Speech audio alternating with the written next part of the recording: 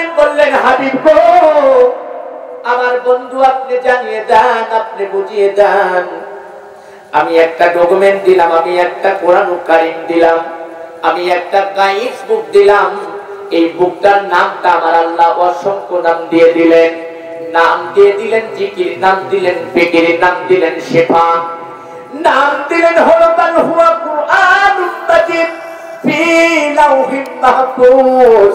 আর নাম যত সুন্দর করে দিলেন একটাই কারণে, বলে এই কোরআনের ছায়ার তলে যারা ঢুকবে, যারা কোরআন কারীমের মাহফিলের মধ্যে তারা প্রবেশ করবে, মানুষগুলো কোরআন সৈনিক হয়ে যাবে, কোরআনের বন্ধু হয়ে যাবে। একবার জবান খুলে বলা যায় কি মারহাবা। ভারত থেকে মহাত্মা গান্ধী উনি নিজেই বলেন, আমি এত কিতাবগুলো পড়লাম, কিন্তু অবশিষ্ট এমন একটি কিতাব আমি ধরলাম যে কোরআন ফুবুর হককে ফুবুকে না দেওয়া পর্যন্ত, ভাইয়ের হককে ভাইকে না দেওয়া পর্যন্ত শতবারও যদি মুসাফির হয়, হজ করে, ওই হজ আল্লাহর দরবারে কবুল করা হবে না। ক্লিয়ার প্রশ্ন? নামাজ পড়তে পড়তে মাথার এখানে কালো হয়ে যাবে, কপাল কালো হয়ে যাবে, হাত পাও কালো হয়ে যাবে, কিন্তু যেতে পারবে না, জান্নাতের ছায়া পাবে না। কেন?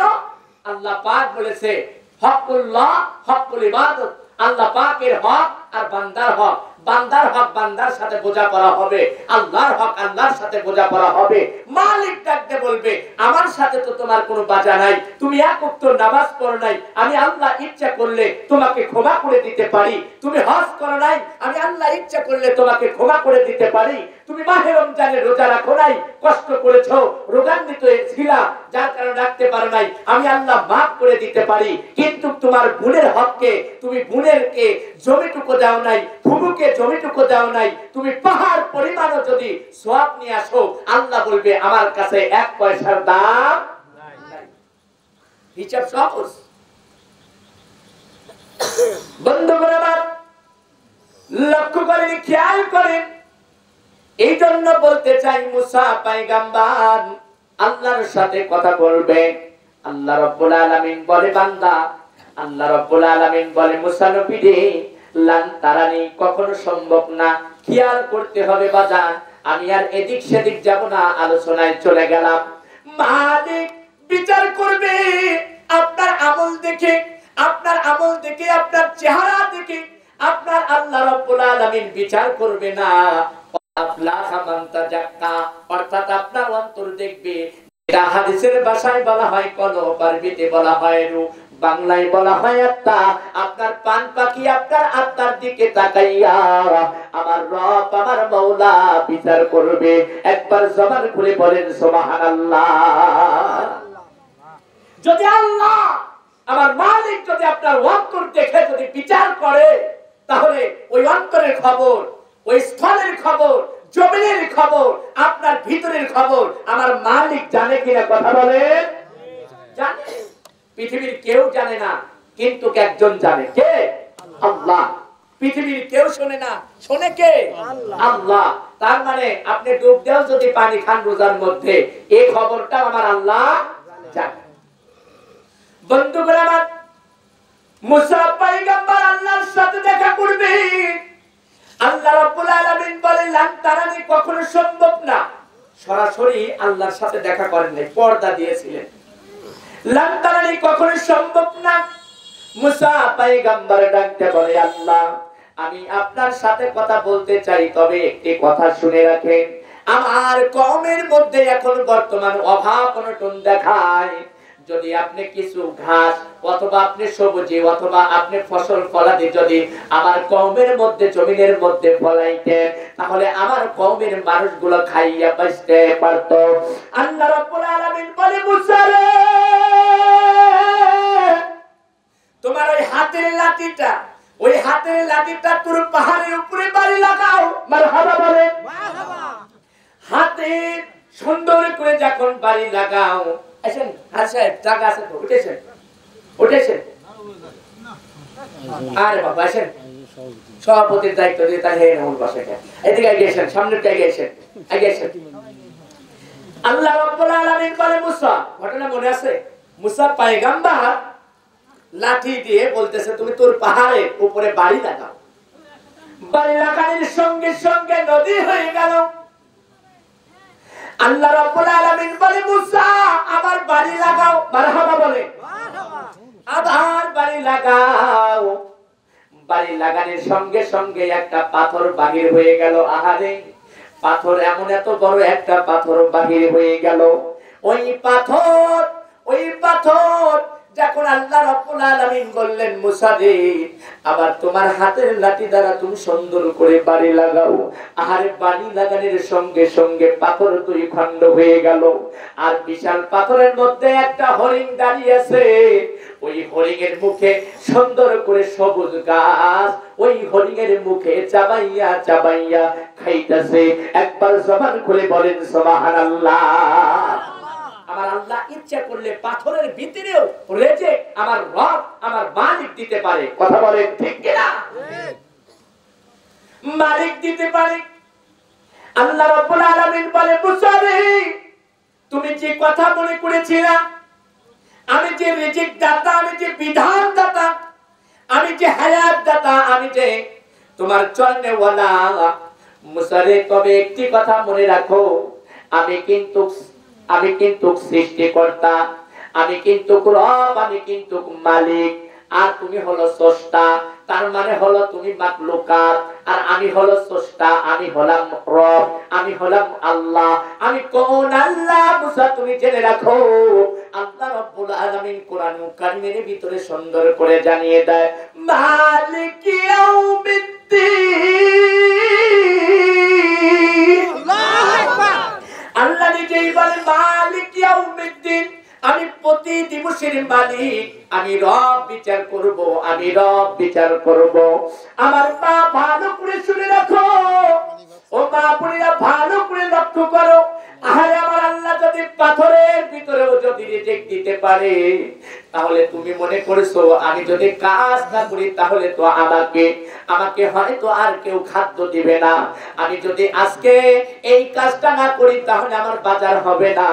না মুসলমান ভাইরা, না মুসলমান ভাইরা, আপনি সুন্দর করে বাজারে গেলেন কিন্তু আপনার খাদ্য আপনার তকদিরে বাজেট হইল না। আপনি বাজারে টাকা নিয়ে গেলেন, টাকা গুনা হারাইয়া গেল, আপনি খাদ্য কিনতে পারবেন না। আপনি কামাই করতে গেলেন কিন্তু সেদিন আপনার কামাই হইল না।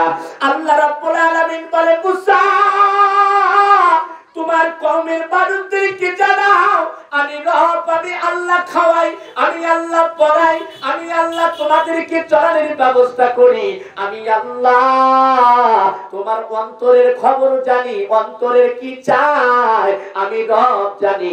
একবার জবান খুলে বলেন সুবহানাল্লাহ। মুসা পয়গম্বর ডাকতে বলে আল্লাহ তাহলে আমি বাড়িতে যাব। বলে যাও। বাড়িতে হাঁটি হাঁটি পা পা করে রওনা হয়। দেখে 7 জন ব্যক্তি কবর খনন করতেছে। আহারে, কিন্তু কই 7 জন ব্যক্তি মানুষ না, মানুষ না, আল্লাহ পাকের রহমতের ফেরেশতা কবর খনন করে। আল্লাহু আকবার। 7 জন ব্যক্তি কবর খনন করে, কিন্তু আপনার ওই 7 জন ব্যক্তি কোন মানুষ না, ওই 7 জন ব্যক্তি হলো আল্লাহ পাকের রহমতের ফেরেশতা। বাজান আমার আল্লাহ রাব্বুল আলামিন দুটি জাতি বানাইছে। আল্লাহ রাব্বুল আলামিন কোরআন কারীমের ভিতরে জানাইলেন লাকাদ খালাকনাল ইনসানা ফি আহসানি তাকওয়িম। আল্লাহ নিজেই বলে হাবিব ও আমার বন্ধু আপনি তামাম পৃথিবীর মানুষদেরকে জানিয়ে দেন আমি কেবলমাত্র 2টা জাতি বানাইছি, সৃজন করেছি। সর্বপ্রথম হলো জিন, সর্বপ্রথম হলো জিন, এরপরে দ্বিতীয় নাম্বার হলো ইনসান। আল্লাহ এই জন্য সর্বপ্রথম বানাইয়া দিয়ে দিলেন সূরাতুল বাকারা, এরপরে সমাপ্ত দিয়ে দিলেন সূরাতুল নাস। নাস মানে হলো মানুষ, বাকারা মানে হলো গরু। তার মানে 2টা সূরা দ্বারা আল্লাহ রাব্বুল আলামিন বুঝাইলেন আমি গরু মার্কা মানুষদেরকে পিটাইয়া পিটাইয়া পিটাইয়া পিটাইয়া আমি নাস হিসাবে যখন ধরে নেব আমি রব, আমি খালিক, আমি মালিক, তাদের জীবনের গুনাহ খাতা মাফ করে দেব। এই মুসলমান ভাইরা, এবার যখন আপনার 7 জন কবর খনন করে, এই রহমতের ফেরেশতাদের কথা আমি বলছি, পৃথিবীর মানুষরা তোমরা ভালো করে শুনে রাখো।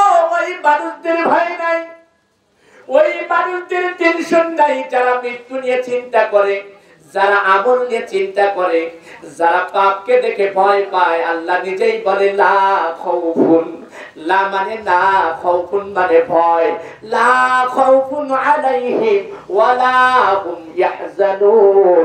একবার জবান খুলে বলা যায় কি মারহাবা। তার মানে কোনো ভয় নাই, কোনো টেনশন নাই। কাদের? আল্লাহওয়ালা, মুত্তাকিওয়ালা, পরহেজগারওয়ালা, তাহাজ্জুদওয়ালা, নামাজীওয়ালা, দিনদারওয়ালা।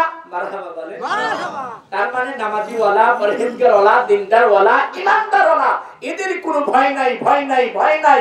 মারহাবা বলে মারহাবা। তাদের ভয় নাই একটাই কারণে, তারা ভয় পায় পাপকে দেখে। ঠিক কি না কথা বলে? বন্ধুগণ আমার, মুসা পয়গম্বর ডাকতে বলে, আমি কি তোমাদের সাথে কাজে লিপ্ত হতে পারি? এই রহমতের ফেরেশতা 7 জন ডাকতে বলে, ভাই অবশ্যই লিপ্ত গ্রহণ করতে পারবা, কেননা রহমতের ফেরেশতারা কিন্তু মানুষের রূপ ধারণ করতে পারে। আহারে, ফেরেশতারা মানুষের রূপ ধারণ করতে পারে। ডাকতে বলে, ভাই তুমি আমাদের সাথে লিপিবদ্ধ হতে পারবা? অনুমতি দাও। হয়ে গেল। কবর খনন করে মুসা পয়গম্বর সুন্দর করে হাতে লিয়া কোদালটা লইয়া মাটি মাটি গুনাহ নাবায়। আহারে, কত সুন্দর কবরটা খনন করছো ভাই তোমরা। মুসা পয়গম্বর ডাকতে বলে, আসলে এত সুন্দর যে কবর বানাও, এই কবরটা কার? কে এই দুনিয়ার বুক থেকে বিদায় হয়ে গেছে? কুল্লু নাফসিন যায়িকাতুল মাউত।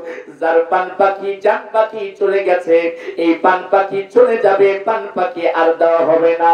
তার মানে কবরে পান পাখি দেওয়া হবে, কিন্তু দুনিয়াতে দেওয়া হবে না। নিঃশ্বাস ফালাইতে পারো, জান আছে, পান আছে, তোমার মৃত্যুর স্বাদ গ্রহণ করতে হবে, মৃত্যুর স্বাদ গ্রহণ করতে হবে। এই জন্য আল্লাহ রাব্বুল আলামিন বলল, বান্দা তুমি কোথায় পালাইবা, কোথায় যাইবা? সুম্মা ইলাইনা তুরজাউন। যেখানেই পলাও না কেন, যেখানেই যাও না কেন, মালাকুল মাউত তোমার পিছু নিয়েছে, পিছু নিয়েছে। একবার জবান খুলে বলেন মারহাবা। নিচে কিনা কথা বলেন? আমার আপনার কিন্তু পিছু নিয়েছে। মুসা পয়গম্বর কবর খুঁড়ে, আর রহমতের ফেরেশতারা যে, মুসা তো জানে না, কারণ জানে হলো কে? আল্লাহ। কথা বলেন, কথা বলেন। আল্লাহ জানে। মুসা পয়গম্বর ডাকতে বলে, আসলে যে শুবে কত বড়, কত সুন্দর। রহমতের 7 জন ফেরেশতা ডাকতে বলে, মুসা ভাই আসলে তোমার মতন দেখতে লোকটা, তারপরে উচ্চ নাম্বার তোমার মতন, দেহটা আপনার মতন। বলে তাহলে কি করা যায়? আমি যদি এই কবরের মধ্যে শুই তাহলে তো ভালো হবে। বলে হ্যাঁ ভালো হবে, ভালো হবে। এবার সুন্দর করে শোয়ার সঙ্গে সঙ্গে আমার মালিক, আমার আল্লাহ রাব্বুল আলামিন বলে, জিবরাইল আর দেরি করো না, দেরি করো না, জান্নাতের ফল আমার মুসা নবীকে দাও। মুসা নবী ফলটা খাইবে, ধীরে ধীরে খাইবে। আর জাইলকে খবর লাগাও তার পান পাখিটা যেন বাহিরি করে নেয়, বাহিরি করে নেয়। একবার জবান খুলে বলেন মারহাবা। তার মানে এমন ভাবে নিচ্ছে, আল্লাহ পাক নিজে দেখাচ্ছে, মুসা আমি কখন কি করব তুমি তা জানো না। দেখো তার ইতিহাস। বন্ধুগণ আমার, এবার যখন কবরের মধ্যে শোয়ান্ত অবস্থা হয়ে যায়, জিবরাইল ফলটা দেয়। বাজানটা আবার মুসা পয়গম্বর ফল আপেল বেশি ভালোবাসতো, কিতাবের মধ্যে প্রমাণ করে দেয়।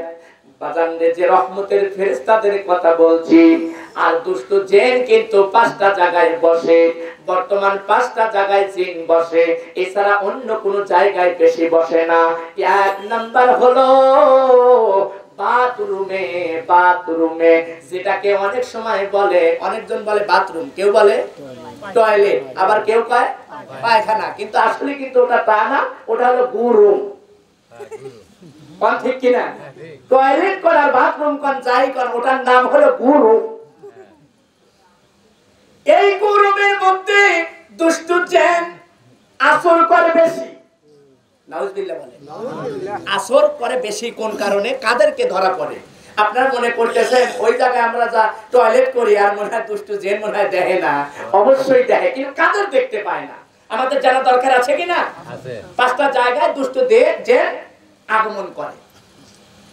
তাহলে 1 নাম্বার টয়লেটে অর্থাৎ ঘুরুমে এই যখন প্রবেশ করে যে ব্যক্তিটা সুন্দর করে আউযু বিল্লাহ পড়িয়া আল্লাহুম্মা আউযু বিকা মিনাল খুবসি ওয়াল খাবায়েস এই কথা বলিয়া যখন আপনার বাম পাও দিয়ে যখন ভিতরে প্রবেশ করলো, দুষ্টু জিন ওই দুষ্টু জিনের চোখে ছানি ফালাইয়া দেয় আমার আল্লাহ আমার মাওলা, ওনার ইজ্জত সম্মান কেউ দেখতে পারে না।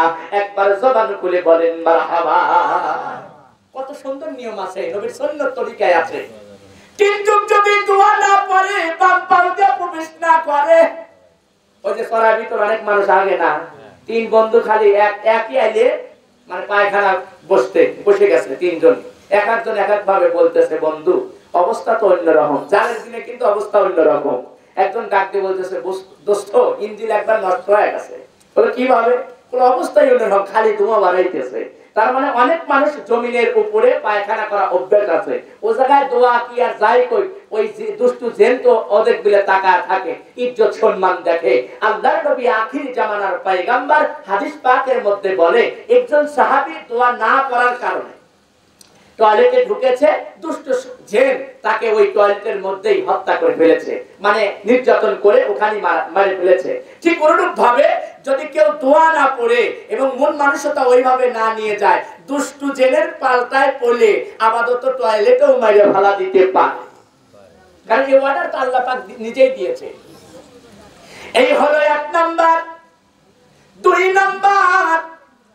2 নাম্বার হলো খালি বিছানা আছে না অনেকজনের, 1 মাস 2 মাস ঢাকায় চলে গেছে, বিছনা পড়ে আছে ঘরে, কিন্তু নবীজি বলেছে তোমরা বিছনাকে সুন্দর করে এইভাবে উল্টো করে রাখো।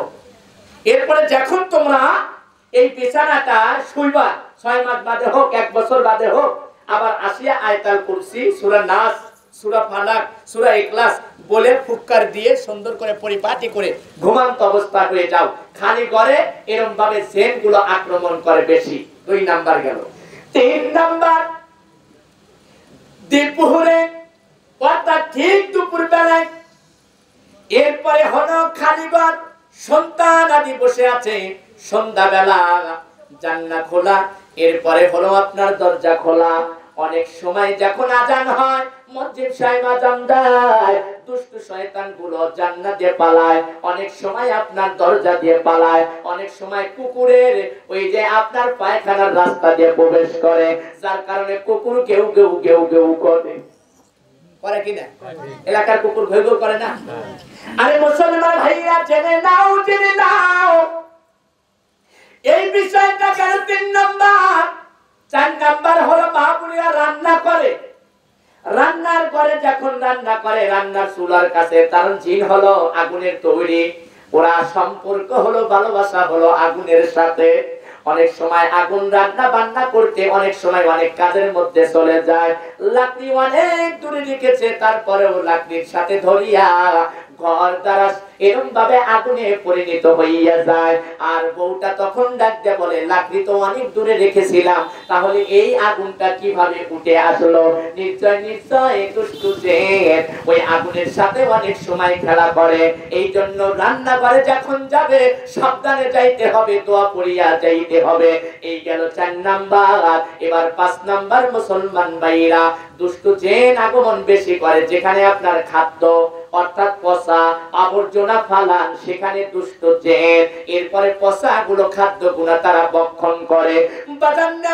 আমরা জেনে নিলাম এই 5টি জায়গায় দুষ্ট জিন আগমন করে বেশি। আমরা জেনে গেলাম এইভাবে অনেক সময় সন্তানদেরকে আসর দেয়, ঠিক প্রহরের সময়, সন্ধ্যার সময়। আমার মুসলমান ভাইরা, নবীর সুন্নতের মধ্যেই রয়েছে শান্তি, নবীর সুন্নতের মধ্যেই রয়েছে শান্তি, কল্যাণ, কামিয়াবি। একবার জবান খুলে বলেন সুবহানাল্লাহ। কত শান্তি, কত মহব্বত রয়েছে।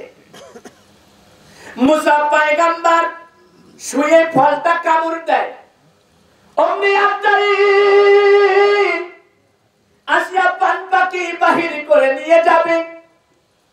আল্লাহ রাব্বুল আলামিন বলে আফজালিন আমার বন্ধু যেন জানতে না পারে, আমার বন্ধু যেন ব্যস্ত না হয়, এমন ভাবে পান পাখিটা বাহির করবা। বাজান রে, পান পাখিটা যখন বাহির করে নিয়ে যাবে, আপনার আমার কিন্তু কেরম আরামদায়ক ভাবে পান পাখি বাহির করা হবে না। কথা বলেন ঠিক কিনা? এই পান পাখি যখন বাহির করে নিয়ে যাবে, বাজান আমার আপনার জন্য মহাপুরীদের জন্য 3-5খানা কাপড় দেওয়া হয়। 1 নাম্বার কাপড়টার নাম হলো এজার, 2 নাম্বার কাপড়টার নাম জামা, 4 নাম্বার কাপড়টার নাম শিরাবন্দর, 5 নাম্বার কাপড়টার নাম শেরবন্দর। এই 5খানা কাপড়টা লইয়া সুন্দর করে কবরে চকলেটের মতন পেঁচানো হয়। আর পুরুষদের জন্য 3খানা কাপড়, 1 নাম্বার কাপড়টার নাম হলো এজার, 2 নাম্বার কাপড়টার নাম হলো জামা, 3 নাম্বার কাপড়টার নাম হলো আপনার চাদর।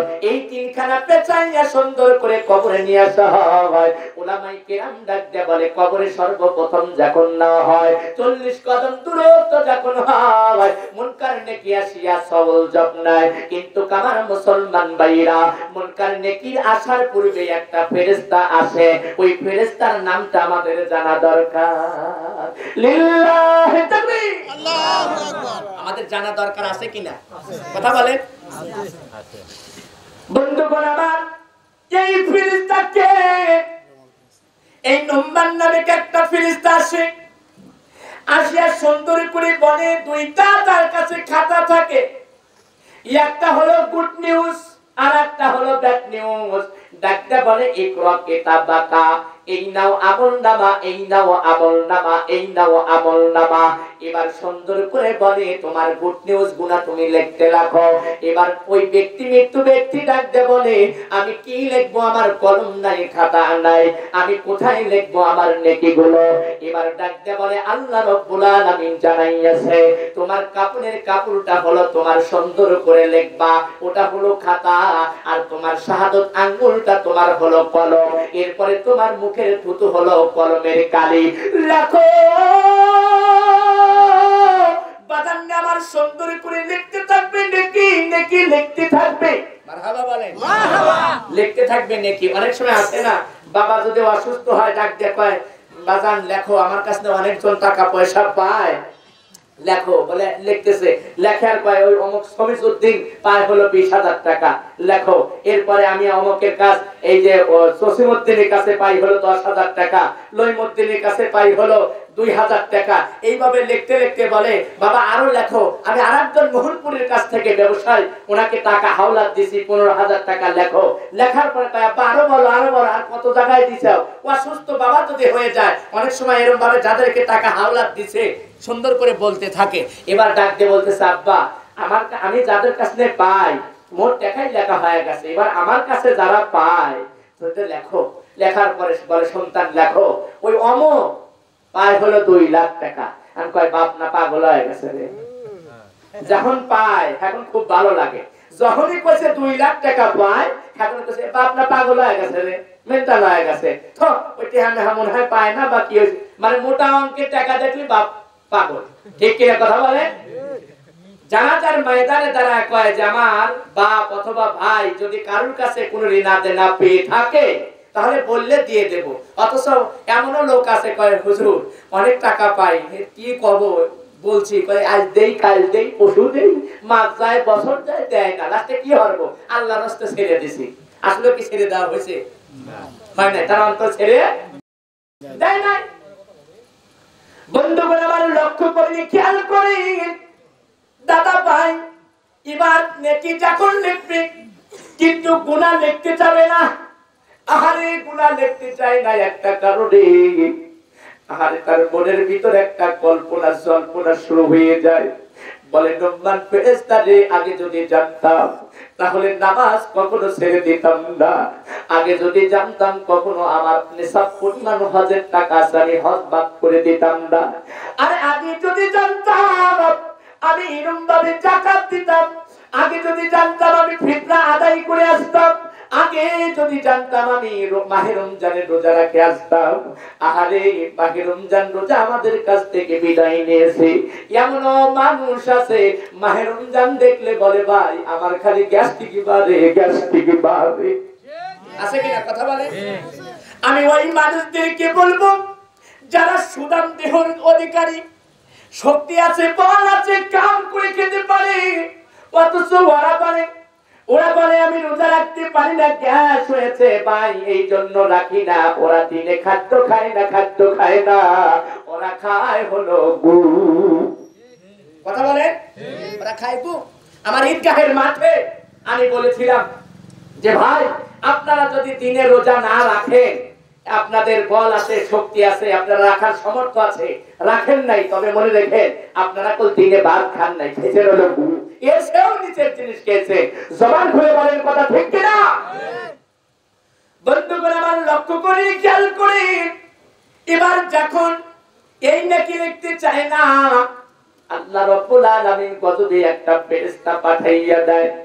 ফেরেশতার হাতে থাকে একটা গম্বুজ, আহারে হাতুর।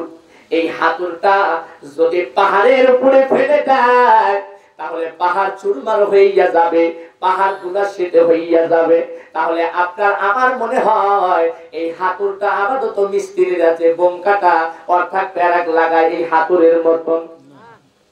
আচ্ছা আসলে একটু বড় ধরলাম না, না এত বড় না। আল্লাহ রাব্বুল আলামিন এত বড়, এত বিগ বানাইছেন।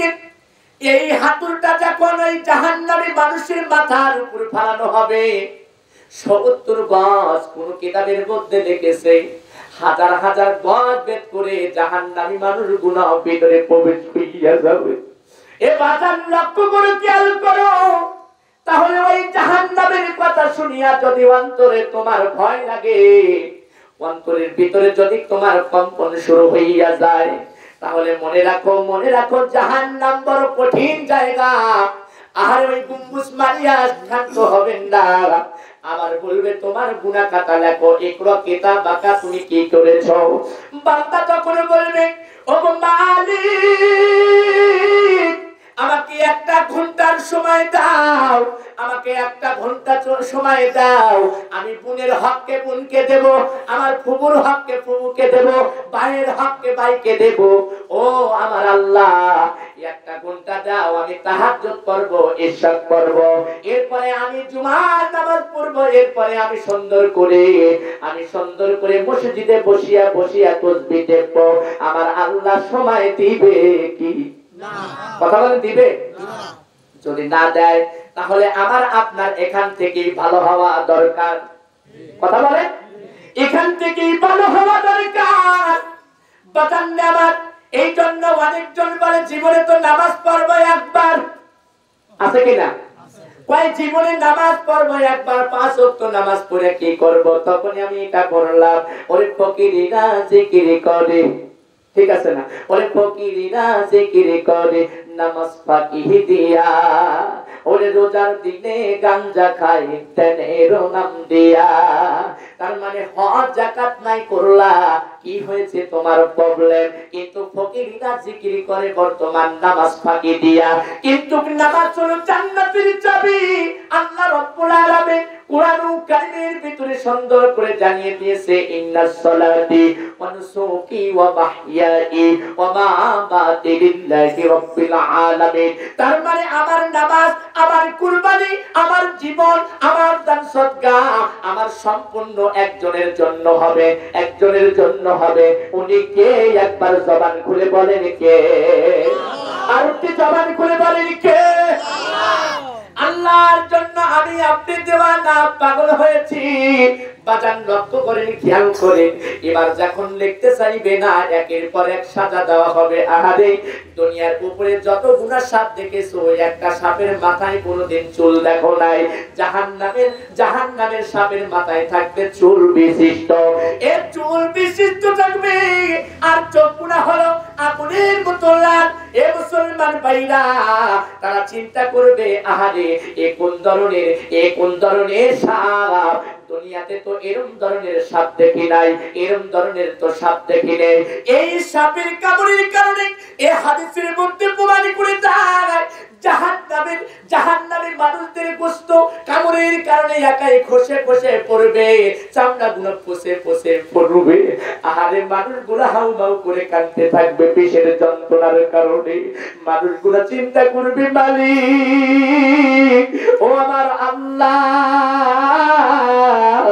আর জীবনে গুনাহ করব না, আর নাফরমানি করব না, আর কখনো এরকম ভাবে বিপর্দা ভাবে চলবো না, আর কখনো এরকম ভাবে হিংসা করব না, আর কখনো অহংকার তাকব্বুরি করব না। আর জাহান্নামের এত গজবটা দেখার সঙ্গে সঙ্গে বাজান্নে আমার শুধু তাই নয়, এই সাপটা বারবার করে কামড়াতে থাকবে, বারবার করে কামড়াতে থাকবে। এই সাপটা কামড়াতে কামড়াতে এক পর্যায়ে আবার আল্লাহ রাব্বুল আলামিন তার দেহটা গঠন করে দিবে, তার মানে গোশত চামড়া আবার দিয়ে দিবে, এরপরে আবার কামড়ানো শুরু করবে। কিতাব প্রমাণ করে দেয় বাজান্নে আমার এক একটা কামড়ের কারণে এক একটা চিকুর লাগাইবে। তামাম পৃথিবীর যত মাখলুকাত আমার রব আমার আল্লাহ বানাইছে, সকল মাখলুকাত শুনতে পায়, শুধু ইনসান শুনতে পায় না। মানব জাতি যদি শুনতে পারত, হার্ট অ্যাটাক করে স্ট্রোক করে মারা যাইতো। জাহান্নাম বড় কঠিন জায়গা, কঠিন জায়গা। একবার জবান খুলে বলেন কথা ঠিক কিনা? জাহান্নাম হলো গোপন ফাঁক। কেমন করে? কিতাব প্রমাণ করে দেয়, জান্নাতের চতুর্দিকে কাঁটা দ্বারা বেড়া থাকবে। জান্নাত আল্লাহ পাক বানাইছে হলো ৮টি। কয়টি? কথা বলেন। ৮টি। জাহান্নাম বানাইছে ৭টি। কিন্তু আমরা যতটুকু পড়ে দেখেছি জান্নাতে একটাই। কিন্তু যেমন আমাদের স্টাফ বাই স্টাফ আছে, যেমন প্রাইমারি স্কুল 1 2 3 4, ঠিক জান্নাতও এইরকম, মানে প্রথম স্টেশন, দ্বিতীয়, তৃতীয়, এরকম ভাবে। কিন্তু জান্নাত ৮টি নামটা দিয়েছে একটাই কারণে, কিতাবের মধ্যে প্রমাণ হয়েছে এই 8টি রুম থাকবে। ভিআইপি পার্সন টিকিট যদি ১০০০ টাকা হয়, ২০০ টাকা দামের টিকিট আর ১০০০ টাকা দামের টিকিট এক না। কথা বলে ভিআইপি সিট আর ভিআইপি সিট না। যে আগে তো অনেক সময় যাত্রা হয়েছে, তারপরে হলো আপনার ফরিকেন্তি হয়েছে, তারপরে আপনার যাত্রা, যে আপনার কি সার্কেস হয়েছে, বাংলার মাটি মাত্র ২০ টাকা আর সিয়ার হলো ৫০ টাকা, তার সাথে ওটা আরাম ১০০ টাকা। ঠিক অনুরূপ ভাবে এর চেয়েও আমি এটাকে উদাহরণ দিয়ে বুঝাইলাম, ভিআইপি পার্সন সিট থাকবে সবচেয়ে উচ্চ মাকাম, সবচেয়ে দামি, সবচেয়ে মূল্যবান জান্নাতুল ফিরদাউস। মারহাবা বলেন মারহাবা। এটা হলো সবচেয়ে দামি উচ্চ মাকাম, জান্নাতের মধ্যে সবচেয়ে বড় জান্নাত। বন্ধুগণ আমার, এই 8টি জান্নাত আর 7টি জাহান্নাম। বাজানরে আমার জান্নাতের চতুর্দিকে কাঁটা দ্বারা আপনার বেড়া থাকবে। আরে এবার আপনাদের কাছে আমার কোশ্চেন, একটা মানুষ যদি আপনার একদিকে যেতে লাগে, যদি বেড়া থাকে কাঁটা দ্বারা যাইতে চায় না, তার মানে যাইতে চায় না। আর আপনার জাহান্নামের চতুর্দিকে ফুলের দিয়ে আপনার বেড়া থাকবে, ফুলের গাছগুলো তোলা থাকবে, মানুষগুলো ফুলের গ্রানগুলো শুকতে লাগবে। এমন মানুষ আছে আল্লাহ রাব্বুল আলামিন বিচার করবে, মালিক ইয়াউমিদ্দিন বিচার করবে, প্রতি দিবসের মালিক তিনি। ওই মালিক ডাকতে বলে, পৃথিবীর মানুষটা তোমরা ভালো করে শুনে রাখো, ও মিনান নাসি মাইয়াকুলু আমান্না বিল্লাহি ওয়া বিল ইয়াউমিল আখির ওয়া মা হুম বিমুমিনিন। আরে ডাকতে বলতেছে, এই ইমানদার ওয়ালা ইল্লা তারা ব্যতীত আমানু আমিনু ওয়াসসালিহাতি, তার মানে আমানু ইল্লা তারা ব্যতীত ওয়া আমিলুস সালিহাতি, তার মানে একমাত্র তারা ক্ষতিগ্রস্তের মধ্যে পড়বে না। আমার আল্লাহ নিজেই বলতেছে, বান্দারে আমি সময়ের কসম দিয়ে বললাম, আমি রব, আমি আল্লাহ একজনকে সৃজন করেছি, ওই আসমানে নামটা রেখেছি আহমদ, আর জমিনের মানুষগুলো চিনবে মুহাম্মদ বলে। ওই মুহাম্মদকে বলেছি, বন্ধু হাবিব আপনি আরো জানিয়ে দেন, আল্লাহ তার মানে হলো ওয়াল আসরি, তার মানে সময়ের কসম দিয়ে আমার আল্লাহ রাব্বুল আলামিন বলে, ওয়াল আসরি ইন্নাল ইনসানা লাফি খুসর, মানুষগুলো ক্ষতিগ্রস্তের মধ্যে আছে, মানুষগুলো দুনিয়া নিয়ে পাগল আছে, মানুষগুলো ব্যবসা বাণিজ্য নিয়ে পাগল আছে, মানুষগুলো নিউ বাজার নিয়ে পাগল আছে, মানুষগুলো টাকার কাছে বিক্রয় হইয়া যাইতেছে। এই আত্মনির মানুষ আছে, এরা হলো টাকার পাগল, কেউ হলো পয়সার পাগল, কেউ হলো বাড়ির পাগল। একটা বাড়ি করেছে আর একটা বাড়ি করবে, একটা ঘর করেছে আর একটা ঘর করবে, একটা এরম ভাবে নারী করেছে আর একটা নারী আনবে, এরম ভাবে একটা গাড়ি করেছে আর একটা গাড়ি করবে। কিন্তু বাংলার জমিনের উপরে, তাম পৃথিবীর উপরে এমন এমন কিছু মানুষ আছে, এই মানুষগুলোর টাকা ভালো লাগে না, পয়সা ভালো লাগে না, গাড়ি ভালো লাগে না, এদেরকে একমাত্র ভালো লাগে আল্লাহ আর আল্লাহর রাসূল। একবার জবান খুলে বলেন সুবহানাল্লাহ। ও নবীর আশিকেরা দিশাহারা মরণের ভয় করে না, প্রেম তো মরে না। মারহাবা বলে। এমন একটা প্রেম, এমন একটা ভালোবাসা, এবার মানুষগুলা জান্নাতের দিকে যাবে যারা ঈমানদারওয়ালা মুত্তাকিনওয়ালা। আল্লাহ রাব্বুল আলামিন কোরআনুল কারীমের ভিতরে সুন্দর করে জানিয়ে দিলেন, ইন্না আকরামাকুম ইনদাল্লাহি আতকাকুম। আমার আল্লাহ নিজেই বলে আমার কাছে সবথেকে প্রিয়, আমার কাছে সবথেকে দামি ওই মানুষটা মুত্তাকিন ব্যক্তি, ওই মানুষটা পরহেজগার ব্যক্তি। আমি আল্লাহ তাদের জন্য বানাইছি ভিআইপি পারসন, ঈমানদারওয়ালা। ইয়া আইয়ুহাল্লাযীনা আমানু আমিনু, যারা ঈমানদার ওয়ালা পরহেজগার ওয়ালা, ওই মানুষদের জন্য ভিআইপি পারসন একটা সিট আমি দিয়েছি। আমার মালিক ডাকতে বলে, নবী গো আপনি तमाम পৃথিবীর মানুষদেরকে জানিয়ে দেন, আমি কাল কিয়ামতের ময়দানে আমি স্বর্ণের চেয়ার বাজেট করেছি, আমি কিছু মানুষদেরকে আমি স্বর্ণের চেয়ারের মধ্যে বসবো, বসাইয়া দেব। এবার নবী আবার ডাকতে বলে, আল্লাহ ওই স্বর্ণের চেয়ারগুলো কেমন হবে বলেন না, বলেন না। তবে বিভিন্ন অঞ্চল থেকে, বিভিন্ন সমাজ থেকে, বিভিন্ন গ্রাম থেকে, বিভিন্ন মহল্লা থেকে মালিকের কথা শোনার জন্য, কোরআনের কথা শোনার জন্য, হাদিসের কথা শোনার জন্য আল্লাহ রাব্বুল আলামিন ব্যস্ত হয়ে গেছে, মাওলা রাব্বুল আলামিন ব্যস্ত হয়ে গেছে। বলে বান্দা শুধু আমার কোরআন শুনবে, বান্দা আমার হাদিসের কথা শুনবে, বান্দা আমার নিয়ামত সম্বন্ধের কথা শুনবে, আমি রব, আমি আল্লাহ তাদের স্বর্ণের চেয়ার বাজেট করে দেব, বাজেট করে দেব।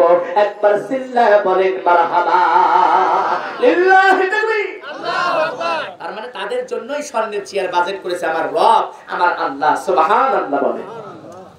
কিয়ামতের ময়দানে উঠে ডাক দিয়ে বলে, এই অমুক এসো, স্বর্ণের চেয়ারে বসো। কোন তো সবথেকে দামি হবে না?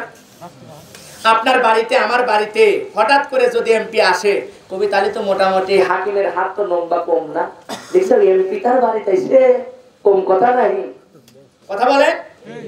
আবার এরপরে যদি প্রধানমন্ত্রী শেখ হাসিনা যদি মাইক লিয়া আপনার সুন্দর করে ঢাকা টু এই গ্রামে আসিয়া বলে যে মাওলানা আব্দুল হাকিমের বাড়ি কোনটা, সেই বাড়িতে যদি যায় এলাকা তোলপাড় হয়ে যাবে। বলে হাকিম তো তাহলে পাওয়ারফুল লোক, কথা বলেন না কেন?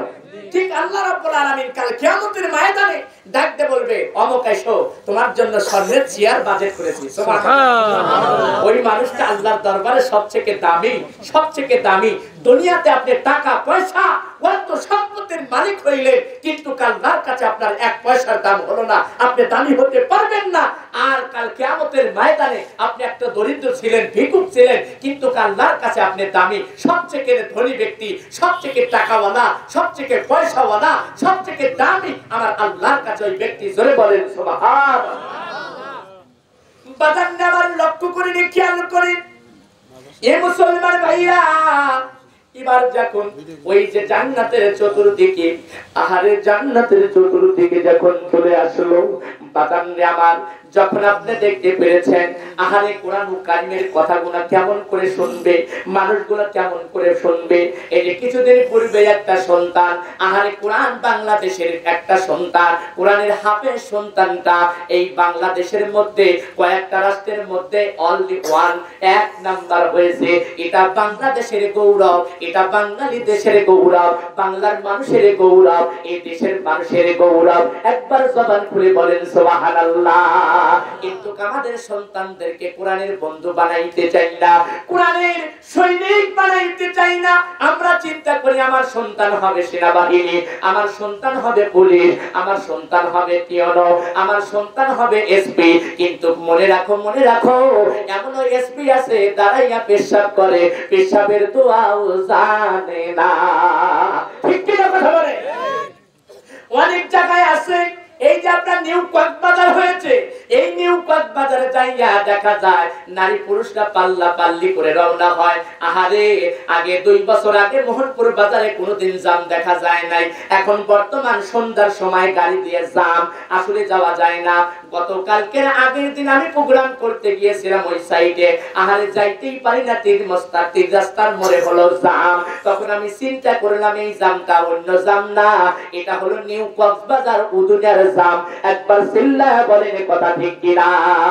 শহরে বাজারে দেখো নারীদের ঢল, পর্দা বিহীনে তারা করে জনমাল, অন্যকে তার দিকে আসে কে বানায়, আরে অন্যকে তার দিকে আসে কে বানায়।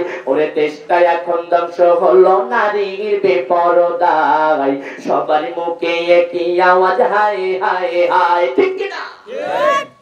ওরে ইবলিশে শয়তান বাংলাদেশে আগমন হয়েছে নারীর বেশে, দলে দলে গিয়ে ওরে মেলা বসায়, আরে ও দুনিয়া গিয়ে ওরে মেলা বসায়, ওরে চড়ি মরি পার্কে গিয়ে মেলা বসায়।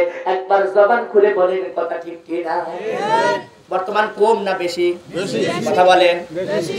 ব্যাপারদার হার মাথায় শ্যাম্পু লাগাইয়া কেমন করে ছেড়ে দিয়ে রওনা হয়ে গেছে। আহারে এখন এটা বলাও তো বড় পাপ। আহারে এই মহিলা মানুষ আল্লাহ পাক দিয়ে দিলেন হলো আপনার চুল সুন্দরের জন্য, পুরুষদেরকে চুল দিয়ে দিলেন সুন্দরের জন্য। এক সাইডে লাল আর এক সাইডে হলো কালো, মধ্যে হলো সাদা, ফাঁকে থেকে দেখা যায় মনে হয় বেড়া। কথা বল না কেন?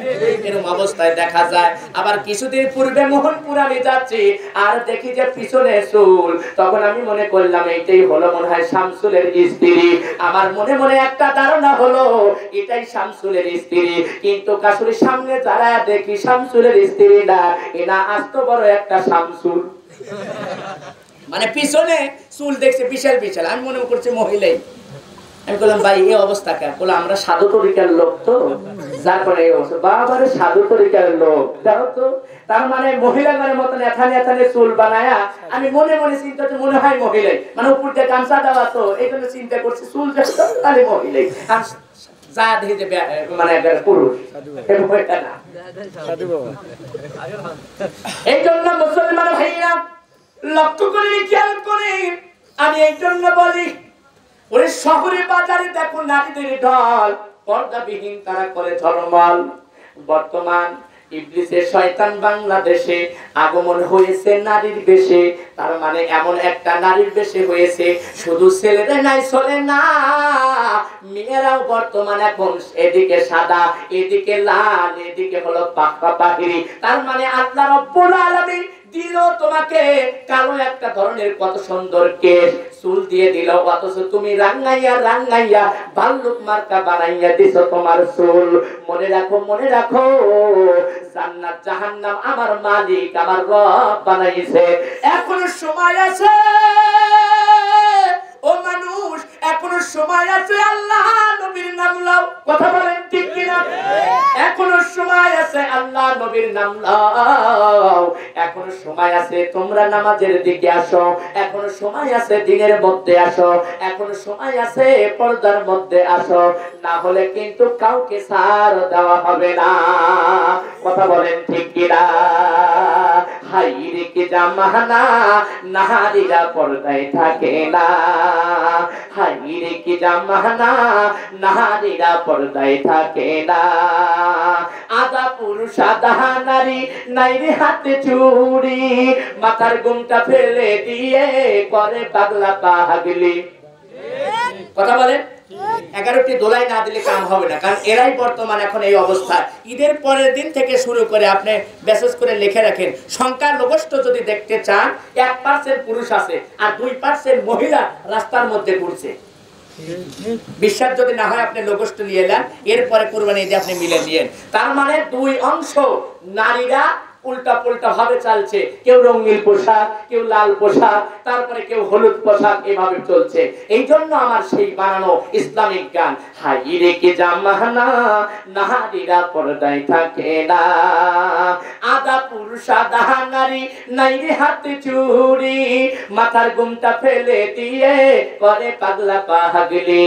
ডিস্কো সাইজা ঘুইরা বেড়ায়, ডিস্কো সাইজা ঘুইরা বেড়ায়, বাংলা সাজন সাজে না, নারীরা পর্দায় থাকে না, হাইরে কি জামানা নারীরা পর্দায় থাকে না।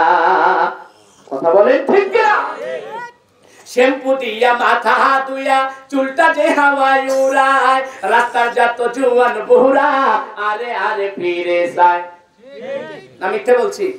এখানে বাস্তবের সাথে মিল, বাস্তবের কথা। আর পুরুষটা মোটামুটি একেবারে খারাপ না।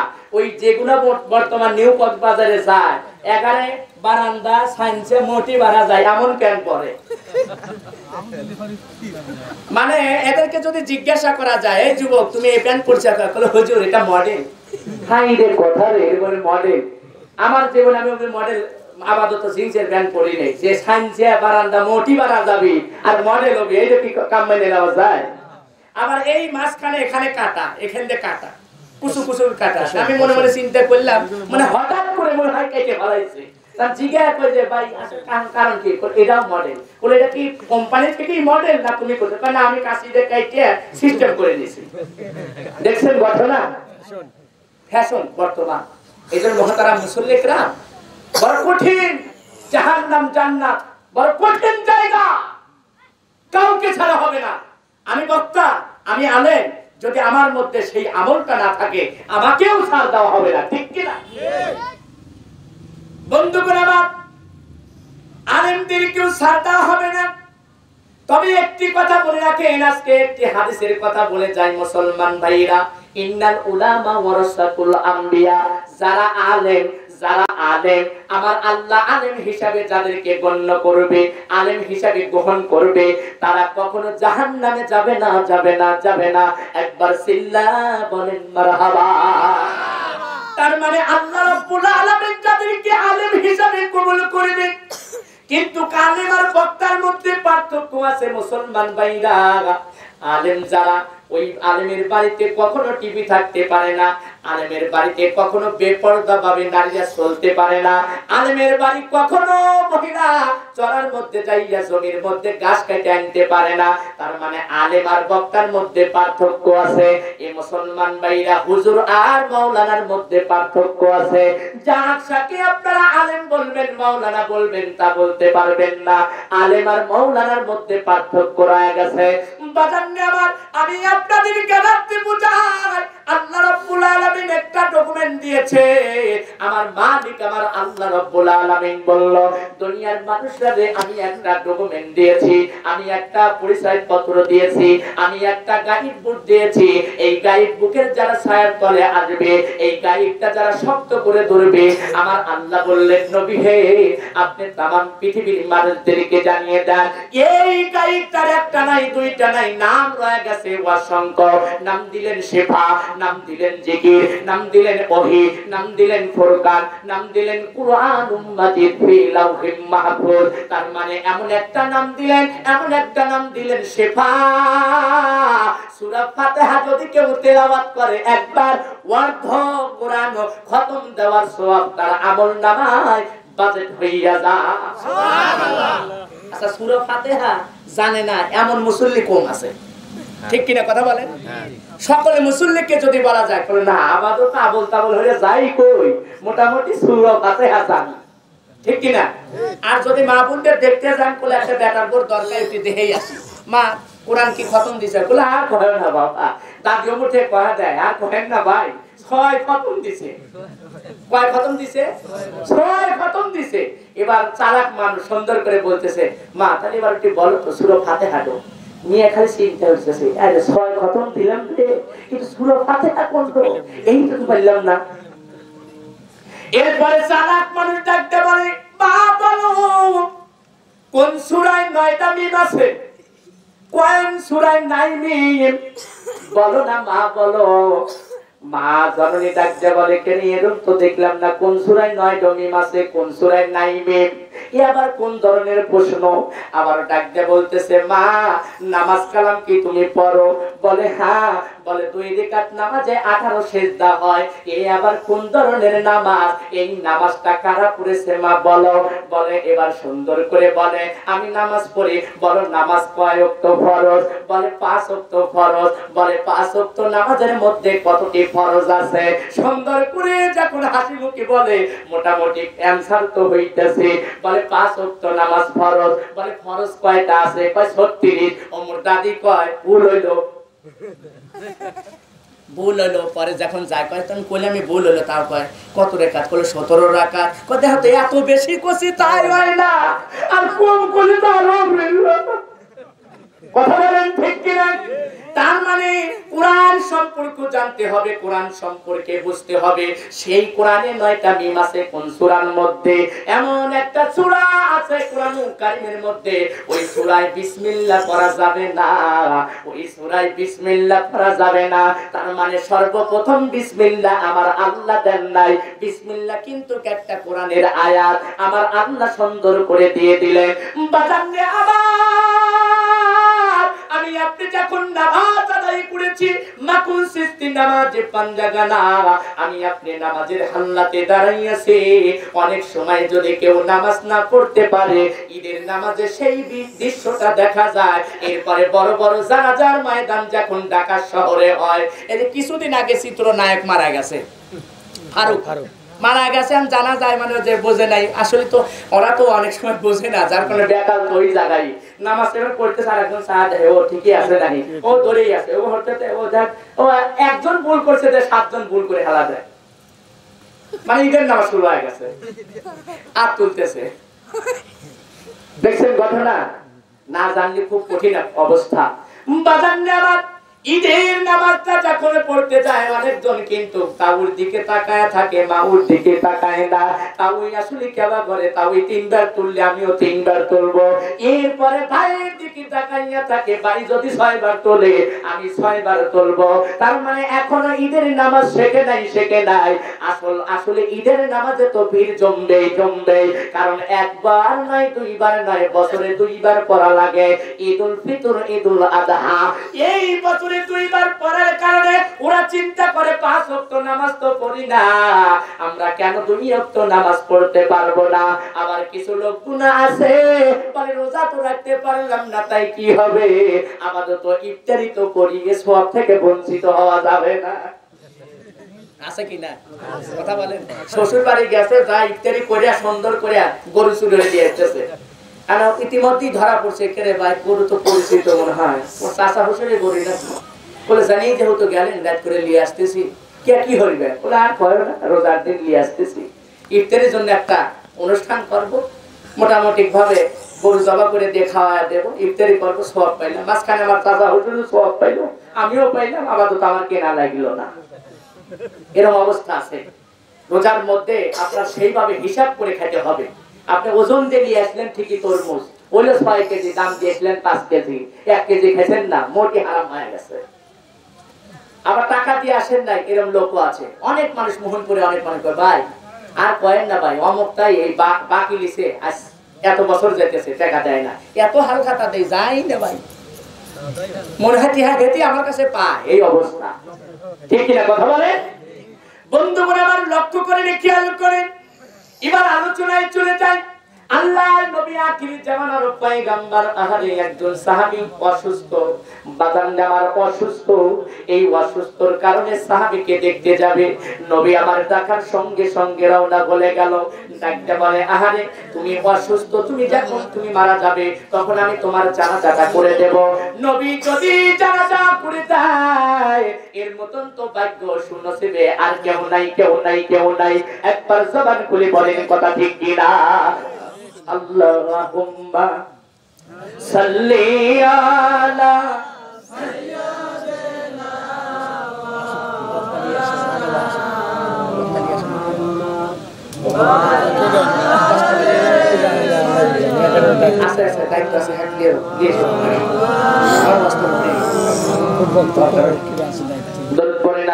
আল্লাহুম্মা সাল্লি আলা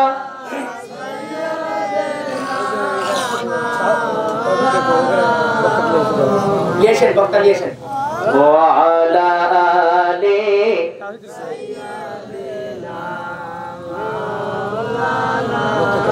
পরে জায়গা পরের জমি ঘর বানায় আমি রই, আমি তো সেই ঘরের মালিক নই। ঠিক কিনা কথা বলেন? পরে জায়গা পরের জমি ঘর বানায় আমি রই, আমি তো সেই ঘরের মালিক নই। যে ঘরখানা যার জমিদারি